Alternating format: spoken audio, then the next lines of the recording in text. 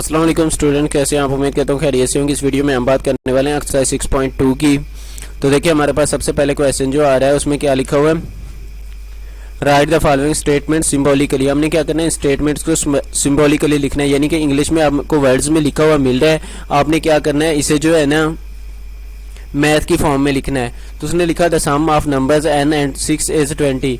वो कहता है सम ऑफ नंबर, यानी सम का मतलब क्या होता है, प्लस होता है। जब हम एक नंबर को 6 के साथ प्लस करते हैं, सम करते हैं, तो वो क्या आता है 20। तो ये इसकी स्टेटमेंट सिंबॉलिकली फॉर्म हो जाएगी। The difference of numbers n and 27। Difference का मतलब क्या होता है, माइनस होता है, यानी कि जब हम एक नंबर में से 27 को माइनस करते हैं तो आपके पास आंसर क्या आता है 5। उसके बाद है 4 times number n is less than 7, यानी 4 टाइम क्या है कि इसे 4 के साथ मल्टीप्लाई कर देने एक नंबर को, वो किसके ऊपर लेस आएगा, इज लेस देन 7, यानी कि वो क्या होगा 7 से छोटा होगा। और उसके बाद है 2 टाइम्स ऑफ ए नंबर, यानी कि क्या करना है 2 के साथ उस नंबर को मल्टीप्लाई कर देना है, वो क्या होगा मोर देन, यानी मोर का मतलब क्या होता है ज्यादा होगा, बड़ा होगा, किससे 25 से। उसके बाद आपके पास सेकंड क्वेश्चन है, which of the following statements are true are and which are false. आपने बताना है कि कौन सी स्टेटमेंट ट्रू है और कौन सी स्टेटमेंट फॉल्स है। तो सम ऑफ 5 एंड 8, तो सम ऑफ 5 यानी कि 5 प्लस 8 क्या होता है 13 होता है, इज 20। तो 20 के बराबर तो नहीं ना होता, 13 20 के बराबर नहीं होता, इसलिए ये स्टेटमेंट क्या होगी आपकी फॉल्स हो जाएगी। उसके बाद प्रोडक्ट ऑफ 3 एंड 10। अब प्रोडक्ट ऑफ 3 मतलब 3 को आप जब मल्टीप्लाई करेंगे 10 के साथ तो वो क्या आता है 30 के बराबर, तो उसने भी क्या कहा इज 30, तो ये आपकी स्टेटमेंट क्या होगी ट्रू होगी। नेक्स्ट उसने कहा 9 प्लस 19 वो किसके बराबर होता है 28 के, तो ये भी आपकी स्टेटमेंट क्या होगी ट्रू होगी।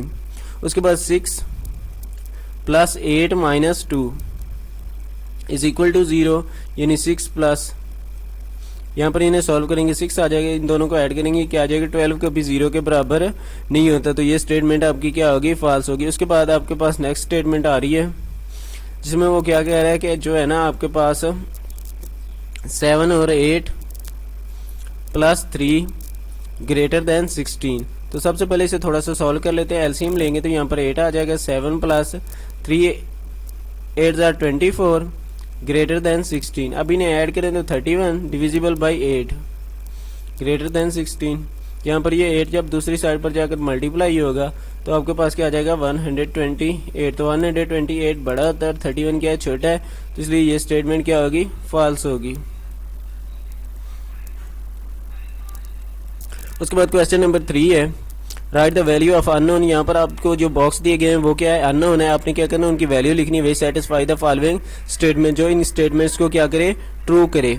तो देखिए जो ये स्टेटमेंट्स हैं इनमें सबसे पहले आपके पास क्या आ रहा है 18 प्लस सॉरी बॉक्स है प्लस 18 इज इक्वल टू 38। तो यहाँ 18 जो है ना इधर प्लस हो रहा है, दूसरी साइड पर जाकर क्या हो जाएगा माइनस, यानी 36 माइनस क्या हो जाएगा 18, इस साइड पर प्लस हो रहा है दूसरी साइड पर माइनस, जब माइनस करेंगे तो आपके पास क्या आ जाएगा 18। तो यहाँ बॉक्स में आपके पास क्या आएगा 18।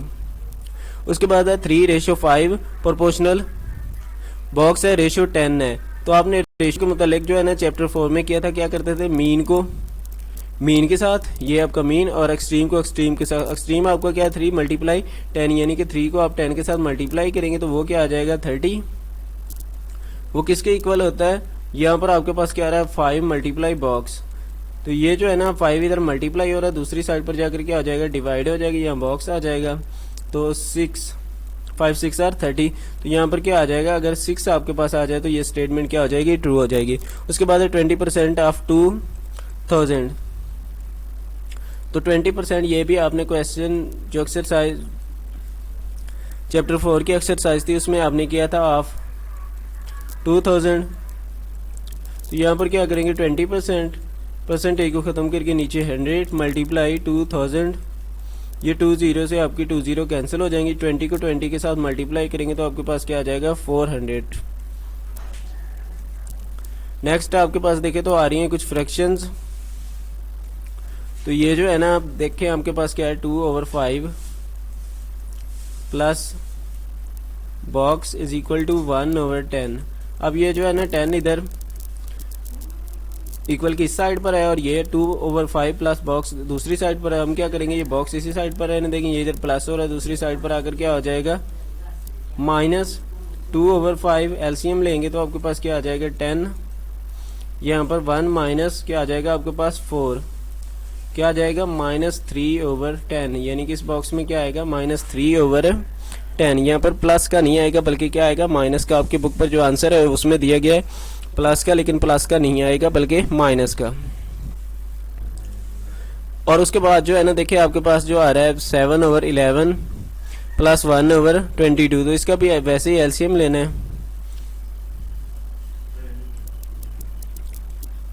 तो इसका एलसीएम क्या आ जाएगा 22, यहाँ पर 7 14 प्लस 1 तो क्या आ जाएगा 15/22 ऐड करने से, तो यहाँ पर 15/22। Identify the constant and variable. तो सबसे पहले देखते हैं कि कांस्टेंट क्या है और वेरिएबल्स क्या है। क्वेश्चन 4 में देखिए identify the constant and variable. अब कांस्टेंट क्या होते हैं और वेरिएबल, तो सबसे पहले हम इनकी डेफिनेशन देखते हैं।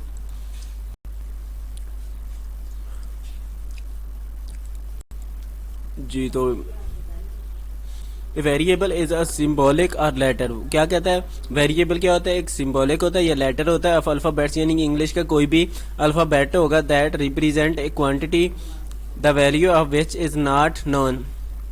क्या है कि एक ऐसी क्वांटिटी होगी, एक ऐसी वैल्यू होगी जो कि हम क्या है नहीं जानते होंगे।